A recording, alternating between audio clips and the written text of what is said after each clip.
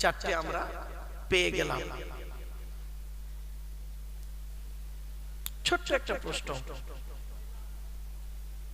আপনারা আল্লাহকে মানেন? জোরে বলুন, কি দেখে মানেন? ব্যাস হয়ে গেল, ওয়াজ এখানেই হয়ে গেছে। আল্লাহ এখন যদি ধরুন একজন অমুসলিম আপনাকে প্রশ্ন করেছে, আমাকে করেছিল বাবা, আমাকে করেছিল একজন কলকাতা হাইকোর্টের একজন সিনিয়র অ্যাডভোকেট, নাম হলো তুষার কুমার সেন। ওনার তখন বয়স ছিল ৭৬ বছর। আমি বোম্বে জলসায় যাচ্ছিলাম, উনিও বোম্বাই যাচ্ছিলেন। তা প্লেনের মধ্যেই উনি আমাকে প্রশ্ন করছেন যে, উনি প্রথমে ভেবেছেন আমি একজন বিহারি, সেই হিসেবে আমাকে বলছে আপ কাহা যাएंगे? তা আমি বললাম হাম কলকাতা সে মুম্বাই যাएंगे। আপ কাহা যাएंगे? আপনি কোথায় যাচ্ছেন? উনি বলছেন হাম ভি কলকাতা সে মুম্বাই যাएंगे। উনি আমাকে বলছেন কিস কাম কে লিয়ে ওয়া जाते हैं भैया, कोई बिजनेस है? আপনি কি জন্য কলকাতা বোম্বাই যাচ্ছেন? কোন ব্যবসা করার জন্য? তা আমি বলেছিলাম নেই নেই, বিজনেস নেই, তাকরীর করনে বুলা जाता हूं, তাকরীর করার জন্য ওখানে যাচ্ছি। উনি বললেন তাকরীর মিন্স, তাকরীর মানেটা কি? তা আমি বললাম তাকরীর মিন্স ইসলামিক লেকচার। বলছে okay thanks, all the best. বলছে are you know Bengali language, আপনি কি বাংলা ভাষা জানেন? আমি বললাম yes I know Bengali language, আমি বাংলা ভাষা জানি। উনি বলছেন please speak to Bengali language, আপনি দয়া করে বাংলা ভাষায় কথা বলুন। তা আমি বলছি বলুন, উনি বলছেন বলুন। গোদা বাংলা চালু হয়েছে এবার দুজনের, যা হয় সাধারণত বাঙালি হলে দুটো। তো আমাকে বলছে আপনার নামটা কি? তা আমি বলেছিলাম আমার নাম আব্দুল্লাহ গিল মারুফ। আপনার নামটা? উনি বললেন আমার নাম তুষার কুমার সেন।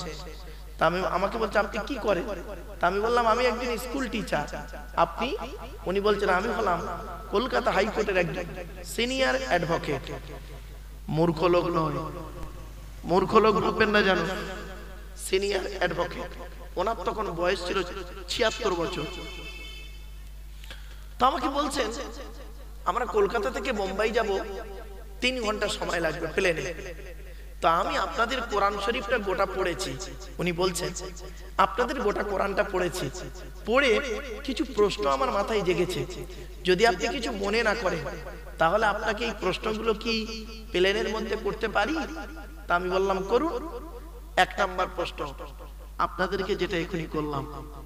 উনি আমাকে প্রথম প্রশ্ন করছেন আপনি আল্লাহকে মানেন? আমি পুরো চুপ। আপনি আল্লাহকে মানেন?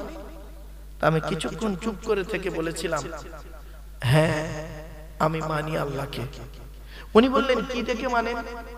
একটা হাঁস পুকুরে ডুব মারলে কিছুক্ষণ পরে গেঁড়ি বা শামুক পায়। একজন মুসলমান মসজিদে নামাজ পড়তে গিয়ে ডিগবাজি খেয়ে কি পায়? কি উত্তর দেবেন?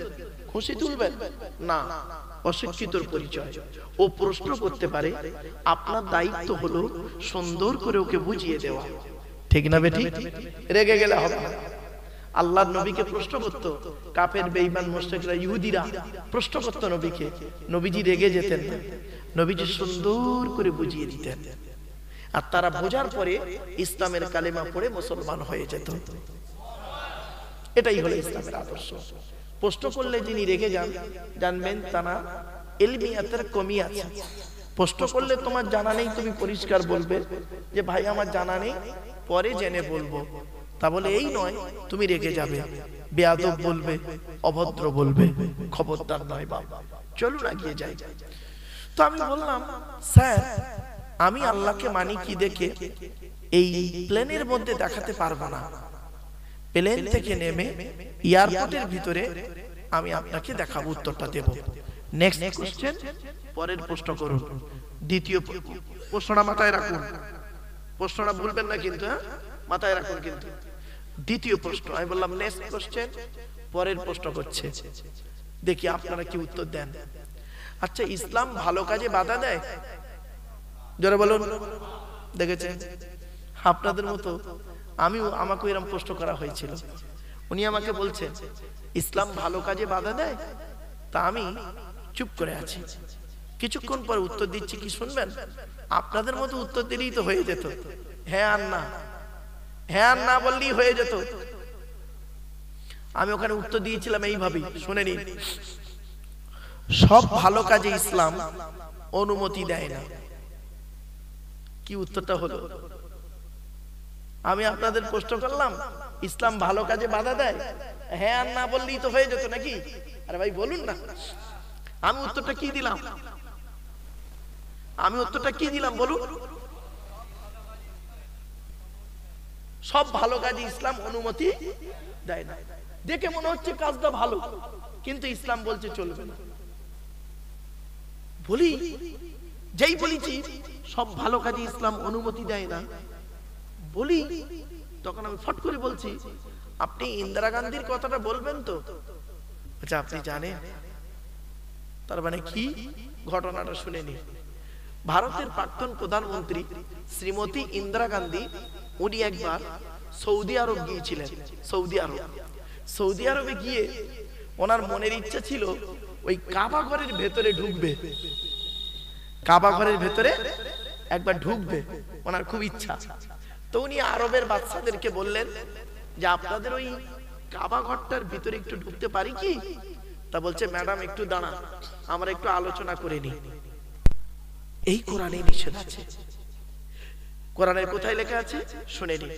পবিত্র কোরআনের 10 নম্বর পারার 10 নম্বর পৃষ্ঠা 2 নম্বর লাইন, সূরার নাম সূরা তাওবা। আল্লাহ বলছেন, ইয়া আইয়ুহাল্লাযীনা আমানু ইন্নামাল মুশরিকুনা নাজাসুন ফালা ইয়াকরাবুল মাসজিদাল হারাম বাদা আমিহিম হাযা।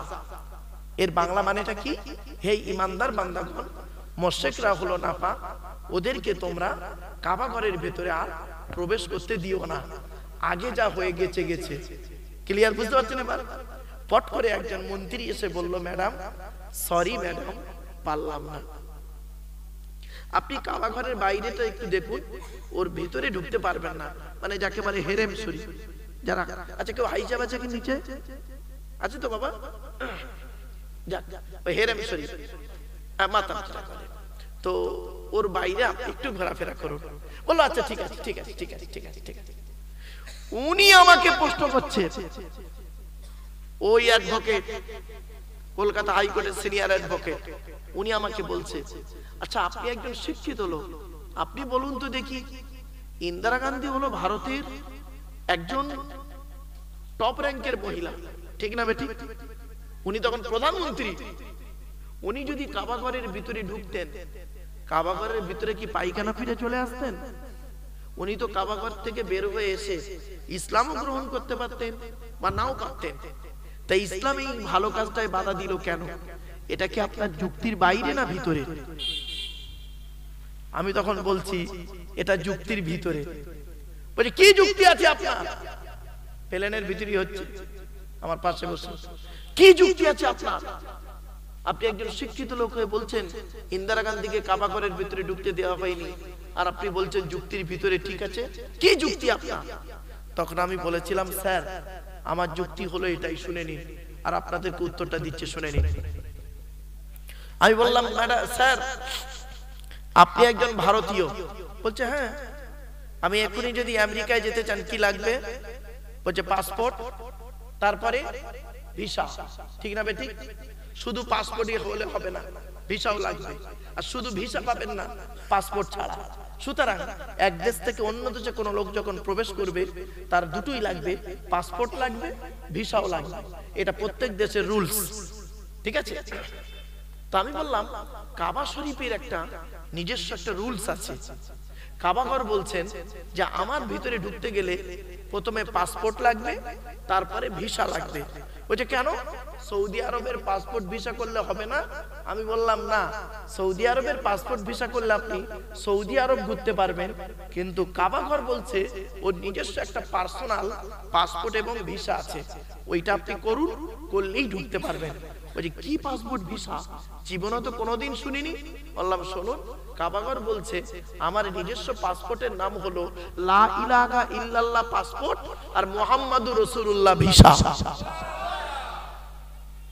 আপনি লা ইলাহা ইল্লাল্লাহ মুহাম্মাদুর রাসূলুল্লাহ পড়ে ফেলুন, তাহলে আপনিও কাবা ঘরের ভিতরে ঢুকতে পারবেন?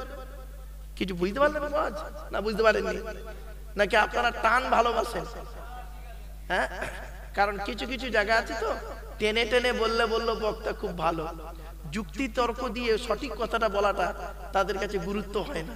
তো বাবা একটা কথা বলি, আশেপাশের গ্রামগুলোর মানুষ শিক্ষিত মানুষ বেশি, তো শিক্ষিত জায়গায় দুটো এসে কথা বলতে এসেছি, একটু সময় দিন, টু দি পয়েন্টের উপরে কথাগুলো বলার সুযোগ দিন এবং শিখে যান, জেনে যান, বুঝে যান। চলো, আল্লাহ বলছে বান্দা শোন, আমি তোকে সৃষ্টি করেছি, কিভাবে তৈরি করেছি একবার লক্ষ্য কর।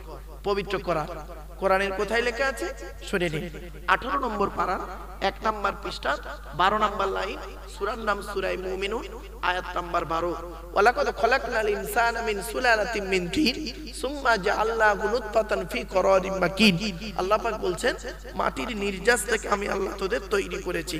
বাপ আর মায়ের মিলনের মাধ্যমে ওই পানিটাকে আমি আল্লাহ তোর মায়ের পেটের ডাইসে সুন্দর করে রেখে দিয়েছি।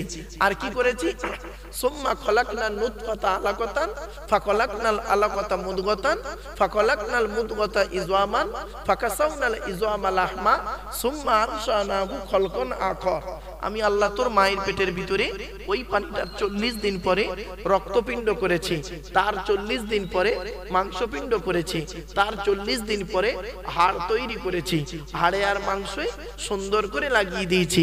আমি আল্লাহ তোর মায়ের পেটের ভিতরে সুন্দর একটা আকৃতি দান করেছি। এবার আসো, আল্লাহ বলছে শোন, তোর বাপের 4টে অঙ্গ, কটা কটা কটা? বাপের 4টে অঙ্গ, মায়ের 4টে অঙ্গ, কটা হলো? 8টা। আল্লাহ বলছেন আমি নিজে দিই 5টা, তাহলে মোট কটা? এই 13টা জিনিস দিয়ে আমি আল্লাহ তোকে তোর মায়ের পেটে আনলাম। ভাবতে পেরেছেন? আজকের বাড়িতে যাবেন, বাড়িতে গিয়ে আপনার জন্ম দেওয়া ছেলে কিনা প্রমাণ পাবেন, আপনার জন্ম দেওয়া ছেলে কিনা প্রমাণ পাবেন। আপনার ছেলের মা বা মেয়ের মধ্যে দেখবেন আপনার দেহের মধ্যে 4টে জিনিস মিলবে, মিলবেই মিলবে 100%। 4টে জিনিস মিলবে, হয় নাক, চোখ, কান, ঠোঁট, ভুরু, কপাল, হাতের আঙুল, পায়ের আঙুল, 4টে মিলবেই মিলবে। 4টে জিনিস মিলবে আপনার বাচ্চার মধ্যে, ছেলে বা মেয়ের মধ্যে। বাপের 4টে অঙ্গ, মায়ের 4টে অঙ্গ, আল্লাহ দেয় 5টা। এই 13টা জিনিস দিয়ে আল্লাহ পাক মায়ের পেটের ভিতরে বাচ্চাকে তৈরি করেন। এবারে বাচ্চা যখন তৈরি হয় 340 মানে কদিন বাবা? 120 দিন মানে ক মাস? 4 মাস। 4 মাস পরে যখন বাচ্চা মায়ের পেটে যখন হয়ে যায়, তখন আল্লাহ পাক কি করে জানেন? একটা ফেরেশতা পাঠায়। শিখে নিন, ফেরেশতা পাঠায়। ফেরেশতা পাঠিয়ে 3টে জিনিস বাচ্চাটার কপালে লেখা হয়। আপনাদের সকলের লেখা আছে, আমারও লেখা আছে, কিন্তু আমরা জানি না কি লেখা আছে। শুনে নিন। 1 নাম্বার, ফেরেশতাকে আল্লাহ বলে লেখ লেখ। ফেরেশতা বলে কি লিখবো? আল্লাহ বলে লেখ পৃথিবীর দিন রাত্রির গণনাতে কতদিন বাঁচবে ওইটা লেখ। তা ফেরেশতা বলছে আল্লাহ আপনার উম্মতে মুহাম্মাদীর গড় আয়ু হলো 60 থেকে 70 বছর, তা কত লিখবো? তো আল্লাহ বলল একটা সংখ্যা বলে দিল, লেখ 62 লেখ। তা লিখে দিল 62 বছর বাঁচবে। কেউ জানি না কিন্তু। তারপরে দ্বিতীয়, আল্লাহ বলছে লেখ। ফেরেশতা বলছে কি লিখবো? আল্লাহ বলছে লেখ এই পৃথিবীতে যতদিন বাঁচবে কি কি খাবার খাবে, সে খাবারগুলো লেখ। তো ফেরেশতা লিখছে চাল, ডাল, আলু, পেঁয়াজ, তেল, তরকারি, তরি তরকারি, মাছ, মাংস, ফল, পাকড়, সব মিষ্টি মিঠাই সব লিখে দিল। ব্যাস, লেখা হয়ে গেল। 3 নাম্বার, আল্লাহ বলে লেখ কি লিখবো?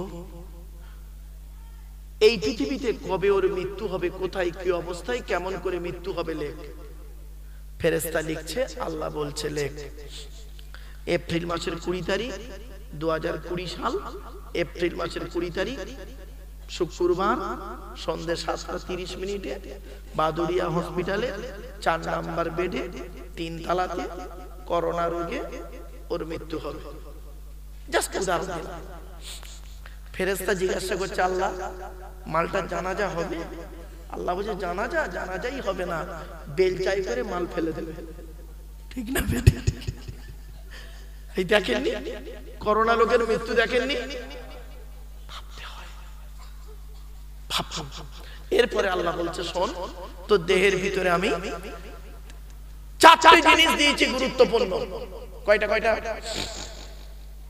আপনার আমার ভিতরে চারটি জিনিস গুরুত্বপূর্ণ, পা থেকে মাথা পর্যন্ত। এক নম্বর আল্লাহ বলছে ব্রেন। কি বললাম? ব্রেন খুব গুরুত্বপূর্ণ জিনিস। এই ব্রেনটাকে, ব্রেন স্ট্রোক যাতে না হয়, ব্রেনটাকে ঠিক রাখো। দুই নাম্বার হার্ট। কি বললাম? হার্ট। হার্টটা তোর গুরুত্বপূর্ণ জিনিস, বান্দা তুই হার্টটাকে ঠিক রাখ। তিন নাম্বার লিভার। কি বললাম বাবা? লিভার। ম্যাক্সিমাম লোকের ফ্যাটি লিভার হয়। ফ্যাটি লিভার বোঝেন? লিভারে চর্বি জমে, লিভারে চর্বি জমে, বেশিরভাগ লোকের লিভারে চর্বি। কি করে হয়? মেডিকেল সায়েন্স বলছে লিভারে চর্বি জমে একটা কারণে, রেড মিট বেশি খেলে। কি বললাম? Red meat. রেড মিটটা কি? লাল মাংস বেশি খেলে আর চর্বি জাতীয় তৈলাক্ত জিনিস বেশি খেলে লিভারে চর্বি জমে। আমার আল্লাহ জানেন যে বান্দা যখন অতিরিক্ত খাবে, হালাল খাবার খেতে খেতে ওর লিভারে চর্বি জমবে। ওই লিভারের চর্বিটাকে কাটার জন্য বিকল্প একটা খাবারের ব্যবস্থা করেছেন। আপনারা বলতে পারেন বিকল্প খাবারের নামটা কি? কে বলতে পারবে? লিভারের বিকল্প খাবারের নাম হলো পেঁপে। কি বললাম? পেঁপে। এই পেঁপে বেশি করে খাবেন।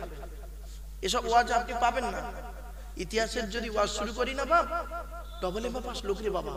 ভারত সরকার এমনি মেডেল দিল, ইতিহাসের ওয়াজ শুরু করলে 2 ঘন্টা ওয়াজ করা আমার কাছে it is very simple matter.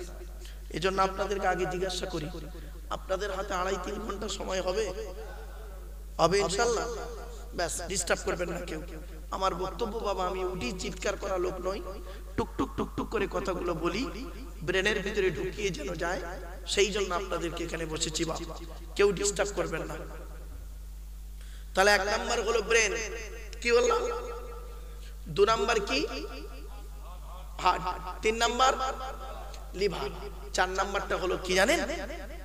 Kidney. কি বললাম? কিডনি। আল্লাহর নবী বলেছেন তুমি কিডনিটাকে ঠিক রাখার জন্য পর্যাপ্ত পরিমাণ পানি পান করবে। আর মেডিকেল সায়েন্স বলছে যে প্রতিদিন 4 থেকে 6 লিটার পানি পান করবে। আপনি সারা দিনে ক লিটার পানি পান করেন? মাত্র তো 3 গ্লাস পানি খায় ঠিক মতো, ঠিক না বেটি? সকালে 1 গ্লাস, দুপুরে 1 গ্লাস, রাতে 1 গ্লাস, আর বাকি চা খেয়ে খেয়ে, তেরেঙ্গা, খৈনি, গুটকা খেয়ে খেয়ে কাটায়।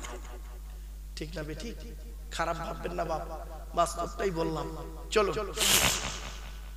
এরপরে আল্লাহ বলছে বান্দা শোন, তো দেহের মধ্যে আমি 9টা ছিদ্র দিয়েছি। কটা? 9টা ছিদ্র। প্রত্যেকের দেহের মধ্যে 9টা ছিদ্র আছে। 9টা ছিদ্র কি কি দেখে নিন। 2 চোখ, 2 নাক, 2 কান, 1টা গাল, 7টা সামনে পেছনে। এই 9টা ছিদ্র দিয়েছি। এই 9টা ছিদ্রের যে কোনো একটা ছিদ্র দিয়ে আমি আল্লাহ তোর আত্মাটাকে বের করে নিই। বাড়িতে গিয়ে দেখবেন কত মানুষ মারা গেছে পেশাব ফিরে ফেলে, ঠিক না বেটি?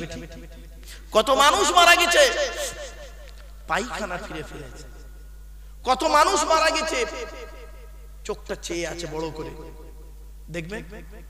আবার কত মানুষ মারা গেছে গালটা হাঁ করে আছে। আবার কত মানুষ মারা গেছে দেখবেন হাতটা এরকম খিঁচে আছে, কানটা খাড়া হয়ে আছে। মুমিন ব্যক্তি যারা আল্লাহকে বিশ্বাস করে, নবীদেরকে বিশ্বাস করে, তাদের আত্মাটাকে আল্লাহ এমন ভাবে বের করে নেয় ফেরেশতার মাধ্যমে, ও বান্দা নিজেই বুঝতে পারে না। আমার বাপেরা এখানে বসেছেন আপনারা সুন্দর দেহ নিয়ে। এই দেহটা যেন আত্মা আছে বলে দেহটা টাটকা আছে। এই আত্মা ছাড়া দেহটা যেন টাটকা থাকে, সেই রকম দেহ তৈরি করুন।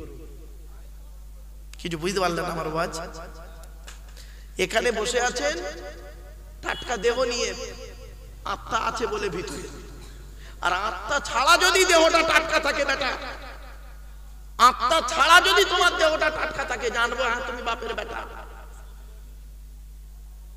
মাটি কয়েক কটা দেহ খেতে পারে না, মাটি কয়েক কটা দেহ খেতে পারে না, টাটকা থাকে।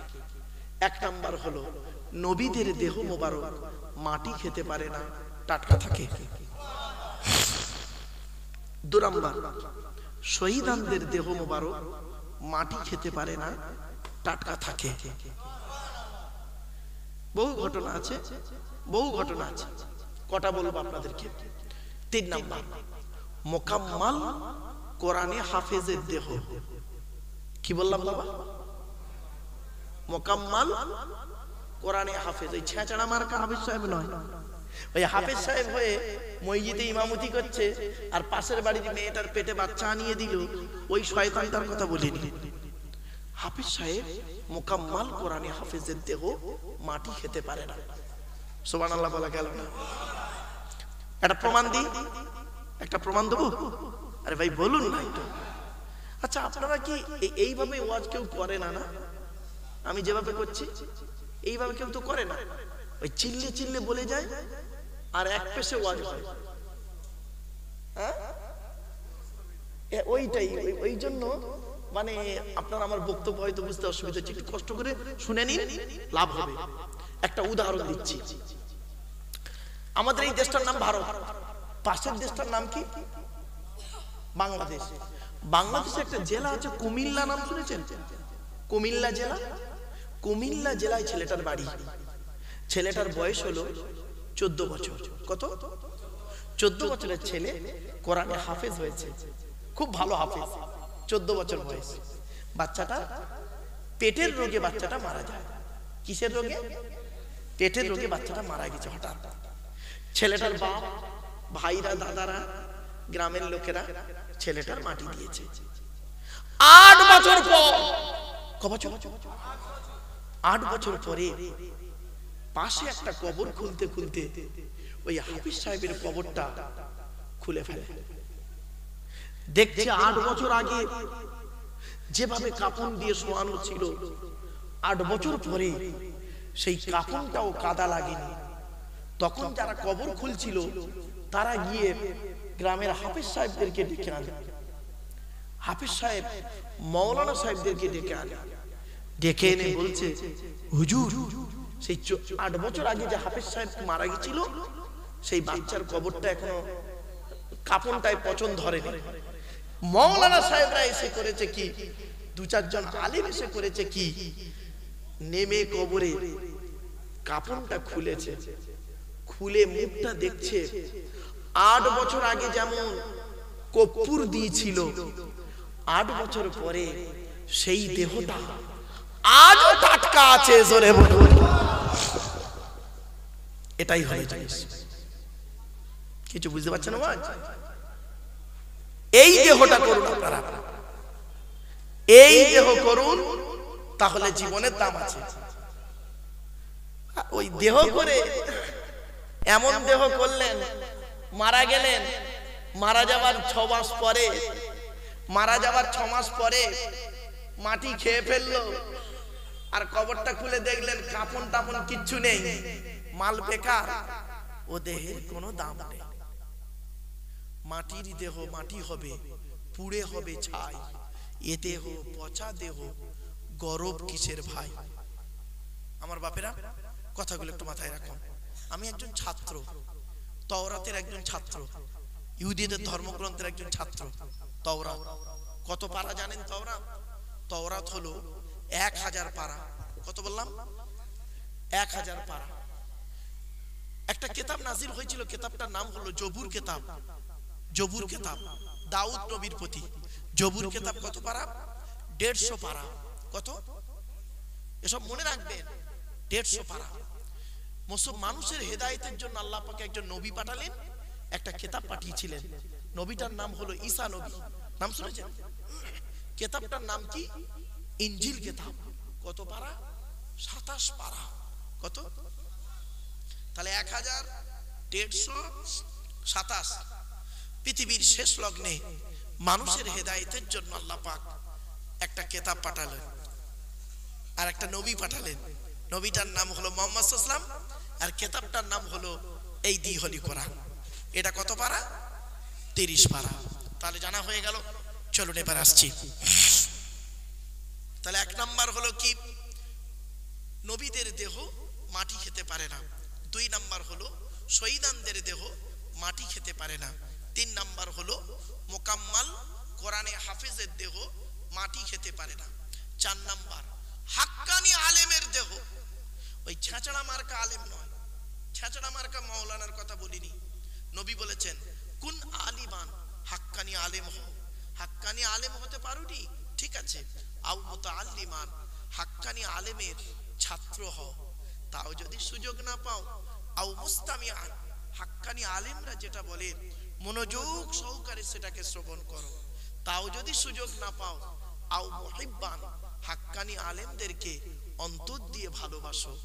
তাও ওয়ালা তাকুন খামিসান ফাতুহলিকু, 5 নাম্বারটার হতে যেও না, তাহলে জাহান্নামী হয়ে যাবে। আমার বাপেরা, অনুরোধ করে হাতে ধরে পায়ে ধরে বলে গেলাম, এই 4টি জিনিসের যে কোনো একটা হন। দাদা হুজুর পীর কেবলা রহমাতুল্লাহ আলাইহির নাম শুনেছেন?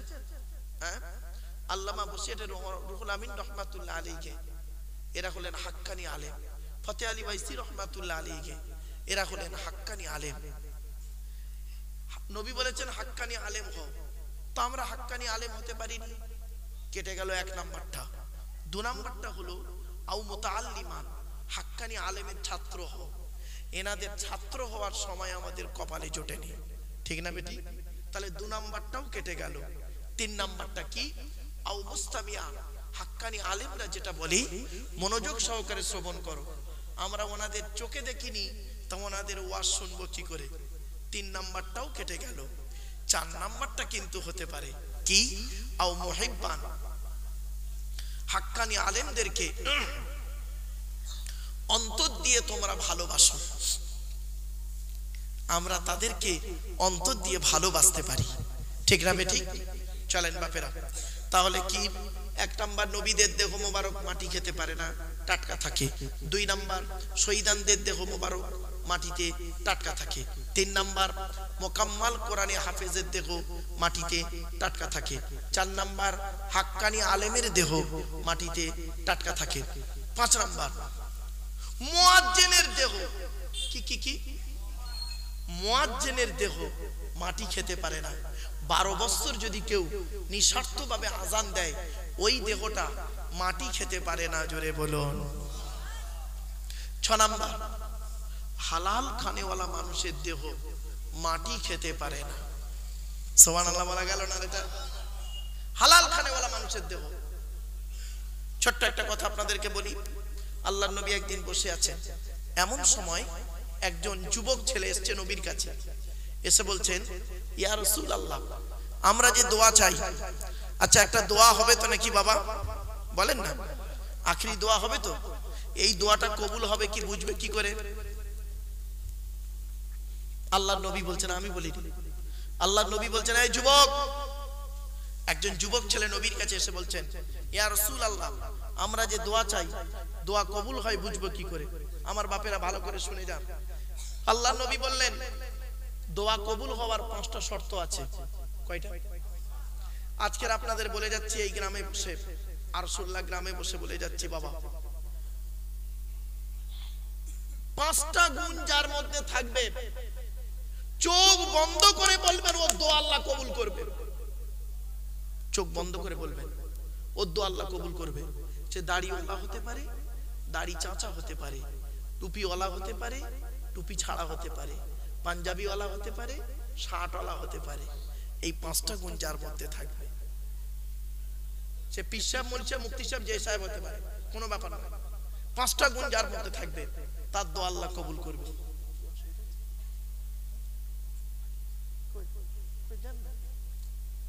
আমি জানি তো, ঠিক আছে, চিন্তা নেই বাপ, বলে দিচ্ছি।